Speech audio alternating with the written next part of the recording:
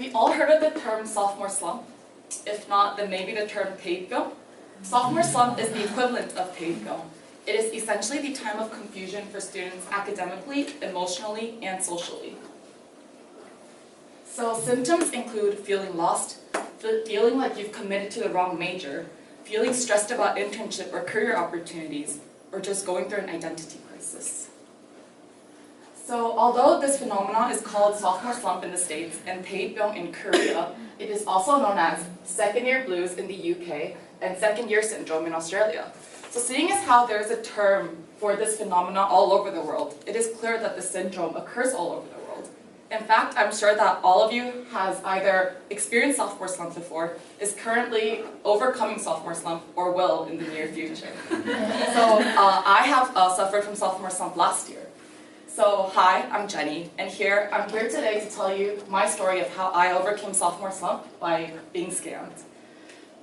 So I remember this one time in my sophomore year, I was eating dinner with my friends. We were eating spicy rice cakes, and it was the most depressing dinner date ever.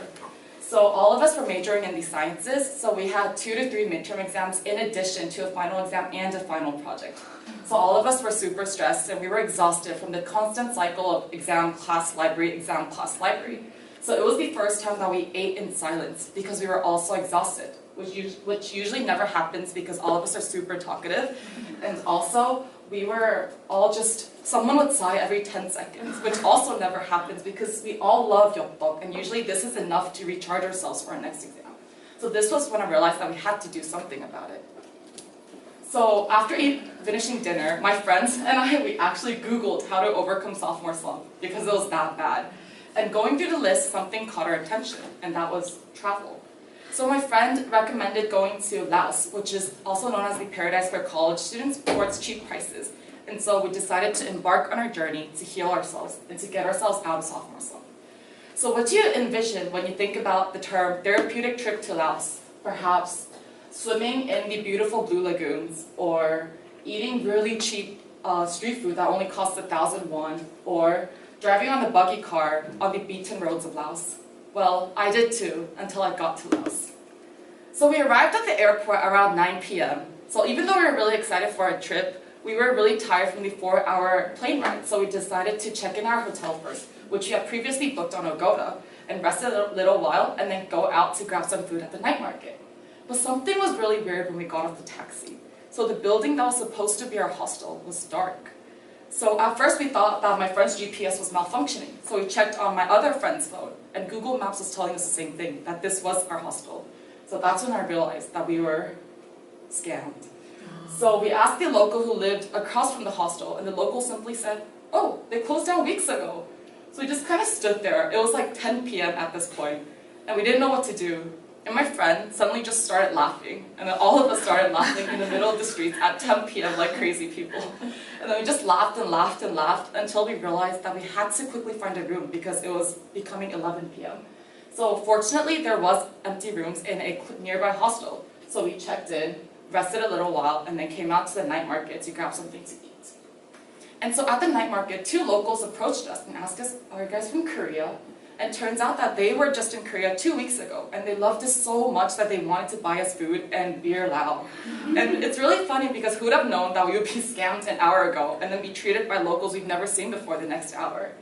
And here, this is really funny because we thought that if this had happened in Korea, we wouldn't have been able to just laugh over it. But then here, we just laughed over it, came to a night market, and let ourselves experience new experiences.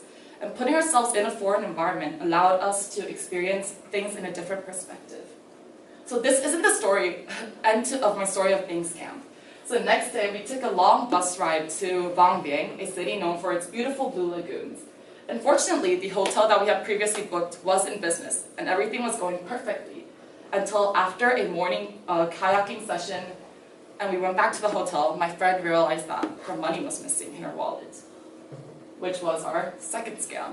So all of us checked our wallets, and we realized that some of our dollar bills were missing. So I had 4 currencies in my wallet, and we all left our wallets in the hotel room. So I had Korean won, USD, Thai baht, and Lao Kip. But some of my bills from each currency was missing. So I never would have realized that I was missing money if my friends hadn't noticed before. So we checked with the staff members, and then we looked at the security footage, and we saw that only the cleaning ladies had entered our room while we weren't there. And of course they denied stealing, and we never got any of our money back. So dejected, we came back to our hotel room. And then one friend started laughing again, because who would have known that we would be scammed twice in a week? And second, the only friend who hadn't been scammed was my friend who hid his money in this sunscreen box. Because he said it's better to be safe than sorry. And it's funny because I laughed at him before we left for Laos, but he was the true winner. Next slide, please. So I feel like for me, the biggest factor of my sophomore slump was that I felt like I wasn't in control of my life. So I wasn't sure whether what I was studying was actually what I wanted to study. And I wasn't sure what I wanted to do with the knowledges I gained from studying countless exams. But putting myself out there, putting myself in a foreign environment helped me look at my perspective, my factors for my sophomore slump in a different perspective. So am I telling you to be scammed to get out of a sophomore slump? No. Well, maybe. But what I'm trying to say is that sometimes getting out of your immediate surroundings will help you look at your life in a different perspective. So everybody has different factors for their sophomore slump. But putting yourself in a foreign environment will help you look at your factors in a different perspective, which will help you overcome your sophomore slump. So what I mean by putting yourself in a foreign environment doesn't mean that you have to book an expensive flight to abroad. You could just go to a new city you've never been in Korea, a new region in Seoul, or just simply take a different path home. Because putting yourself in a different environment will once again give you a new pair of eyes to look at your current life, your current routine, which will eventually help you overcome your sophomore slump. Thank you.